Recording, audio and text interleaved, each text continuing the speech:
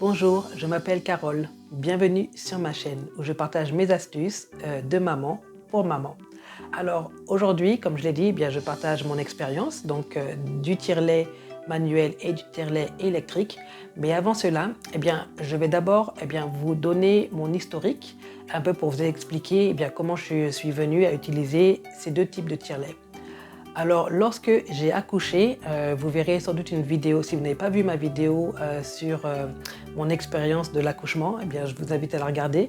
Mais lorsque j'ai accouché, dans les 30 minutes qui ont suivi la venue de mon garçon, une sage-femme est arrivée, a pris mon sein et a mis mon téton directement dans la bouche de bébé. Alors, j'avoue que c'est un privilège parce que du coup, je n'ai pas eu à chercher à savoir comment allaiter mon garçon. Ça a été fait très vite et naturellement. Et les jours qui ont suivi, elle a continué simplement à téter très facilement. Donc, cette vidéo, d'ailleurs, sera sans doute utile pour les mamans qui soit décident qu'elles veulent allaiter leur bébé ou qui commencent à faire l'allaitement et qui souhaitent en complément tirer leur lait. Voilà.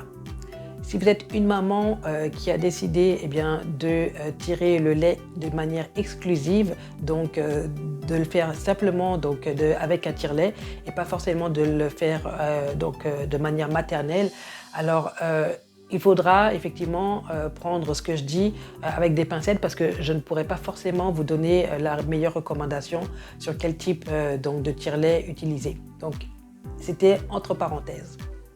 Donc, en parlant de tire-lait, les premiers jours qui suivent l'allaitement, vous n'allez pas forcément sortir beaucoup de lait.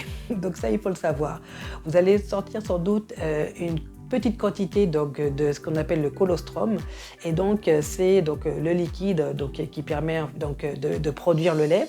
Et bébé ne va seulement être nourri qu'avec quelques gouttes sans doute, en tout cas une toute petite quantité de ce lait. Et donc, il faut savoir que c'est normal. Il ne faut pas paniquer. Moi, je me souviens que j'ai paniqué au début parce que je me disais mais c'est pas possible, je nourris pas mon garçon, il va mourir de faim, etc. Et en fait, on m'a rassurée en me disant que c'est tout à fait normal. Ça peut prendre quelques jours, même voire quelques semaines, pour avoir justement les montées de lait et pour produire le lait maternel. Donc ça, il faut savoir que c'est normal et il faut patienter, il faut être patient. Il y a différentes manières dont vous pouvez effectivement essayer de produire le lait, d'activer la production de lait. D'abord, il y a la manière tout à fait manuelle, sans tire-lait, c'est-à-dire que vous faites un massage de votre sein. Donc vous massez le sein avec vos doigts et vous faites un massage et vous continuez à vraiment faire une pression sur le sein de manière constante pour pouvoir activer cela. Sinon, il y a effectivement le tire-lait. Moi, ce que j'ai utilisé, c'est d'abord un tire-lait manuel. Pourquoi? Parce qu'en fait, un tire-lait électrique, normalement, n'est pas censé être utilisé dans les premiers jours, voire même les premières semaines de l'allaitement, puisque vous n'avez pas assez de lait pour pouvoir utiliser ce genre d'équipement. Et pourquoi? Parce que le tire-lait électrique, est assez intense. Donc ça tire vraiment sur votre sein. Et donc si vous n'avez pas encore de production de lait, ça va pas forcément fonctionner, mais aussi ce sera pas peut-être bénéfique pour vous en termes de tirer le lait. Ça va peut-être même abîmer, endommager ou en tout cas ça va pas être bon pour votre téton et le lait en général. Donc ça, il faut juste le savoir. Donc moi, j'ai utilisé ce tire-lait manuel. Donc en l'occurrence, c'est la marque Medela. Mais et vous aurez peut-être d'autres marques qui sont peut-être mieux que Medela. Moi, c'est juste ce que j'ai utilisé. Donc c'est juste pour vous dire ça. Et donc pour commencer avec cela, ce qui est bien, ce que j'ai trouvé intéressant, c'est que ce qu'il faut savoir, c'est que c'est manuel. Et quand on dit manuel, c'est-à-dire que il faut pomper littéralement manuellement. Donc, une des choses, des inconvénients que j'ai trouvé par rapport à cela, c'est d'abord que lorsque vous êtes fatigué, d'avoir à pomper constamment, je vous assure que c'est pas forcément ce qu'il y a de mieux parce que c'est épuisant. C'est épuisant. Moi, j'avais mal justement aux doigts à force de faire ça parce que donc j'étais à chaque fois obligée de changer de main pour pouvoir faire cela parce que ça peut être vraiment fatigant. En plus, il faut savoir qu'il faut le mettre vraiment bien de manière à ce que vous puissiez pomper. Donc, il faut évidemment lire la notice d'utilisation pour vous assurer que vous utilisez donc le tire-lait correctement. De toute façon, que ce soit manuel ou électrique, évidemment. Mais en termes d'utilisation, alors il y a 5 pièces. Il y a effectivement donc, la pompe, mais il y a aussi donc, je dirais, je ne sais pas comment on appelle cela, mais donc c'est ce qui vous permet donc de mettre l'outil qui vous permet de mettre la pompe sur le sein. Et puis donc vous avez la bouteille et puis d'autres équipements comme donc un petit outil donc on va dire de stérilisation, etc. Donc c'est assez facile à assembler. Franchement, vous verrez, je vous montrerai une vidéo. C'est très très facile à assembler. Donc ça, par rapport à ça, c'est bien. Et c'est aussi très facile à laver. Donc soit vous pouvez le mettre dans, dans une bassine donc d'eau bouillante et puis donc laisser cela stériliser. Vous pouvez le mettre simplement dans un sac de stérilisation aussi. Donc, mais très facile à laver. Donc ça, c'était bien. Parlons maintenant donc du tire-lait électrique, donc de la même manière. Alors j'ai ce tire-lait électrique et en fait vous en aurez évidemment de différentes manières. Donc encore une fois je ne recommande pas forcément une marque particulière, mais celui que j'ai en fait donc il y a j'ai deux tire-laits en fait donc donc qui permettent de le faire directement sur les deux seins. Si besoin. Donc vous en avez aussi donc des tire-laits électriques qui vous fournissent qu'un seul et donc il faut aussi changer de sein lorsque vous avez besoin. Vous pouvez le voir ici, il y a donc un tube donc assez encombrant quand même, il faut le dire, et vous avez donc la boîte donc électrique.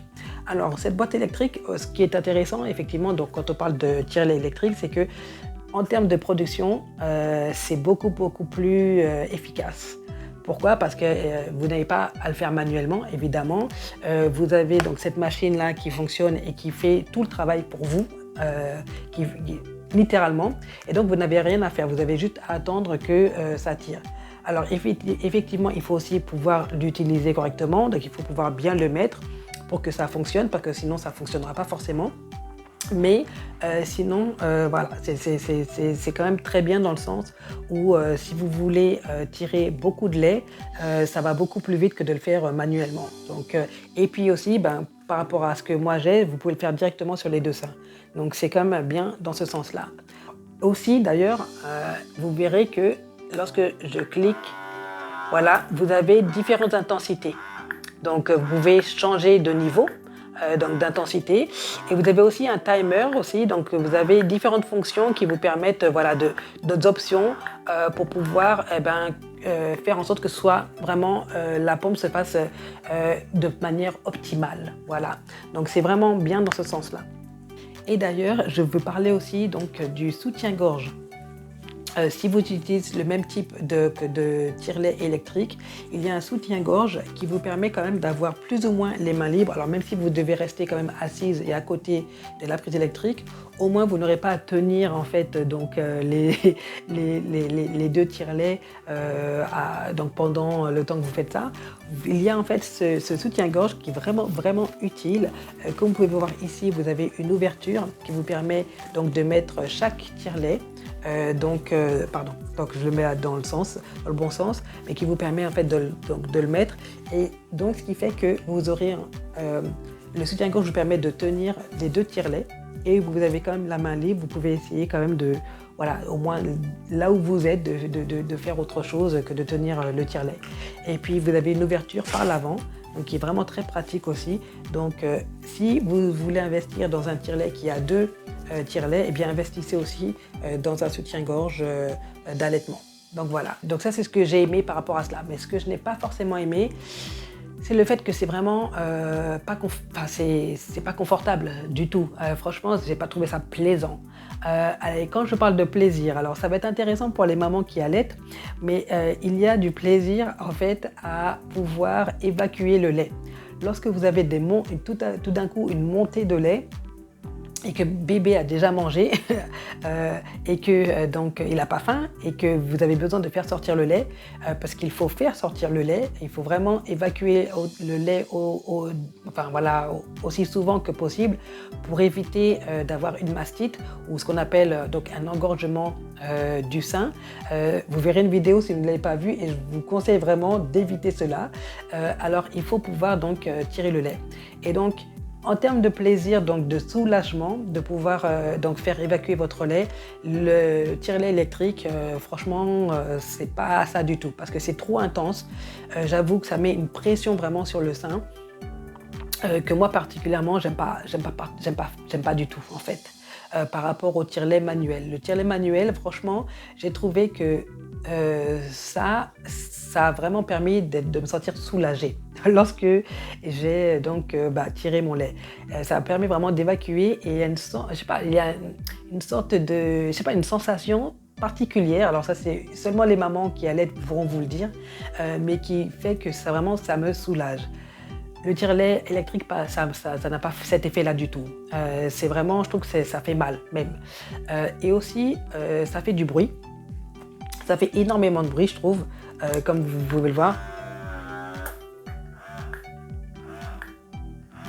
Et donc, j'ai pas pu utiliser cela lorsque bébé dormait dans la même pièce. Donc, j'étais obligée de le faire dans une autre pièce parce que sinon, ça réveillait bébé. Donc, ça, c'est quand même un inconvénient parce que vous pouvez pas le faire dans la chambre tranquillement, assise. Et c'est vraiment... et le problème, c'est qu'aussi du tire-lait, c'est qu'il faut avoir une prise électrique à côté de vous parce que si vous le faites pendant un moment, en fait, ça se décharge assez vite. Et donc, il faut pouvoir avoir une prise électrique pour continuer à faire... à tirer le lait. Donc ça, c'est quand même un inconvénient parce que ça fait que vous n'avez pas forcément... Vous n'êtes pas libre en fait de vous déplacer comme vous voulez avec le tire-lait électrique, alors que le tire-lait manuel, eh bien, vous pouvez tirer le lait, vous déplacer et puis simplement faire pomper faire autre chose. En tout cas, vous pouvez vous déplacer, voir comment bébé va et ça fait pas de bruit, comme vous pouvez le voir ici.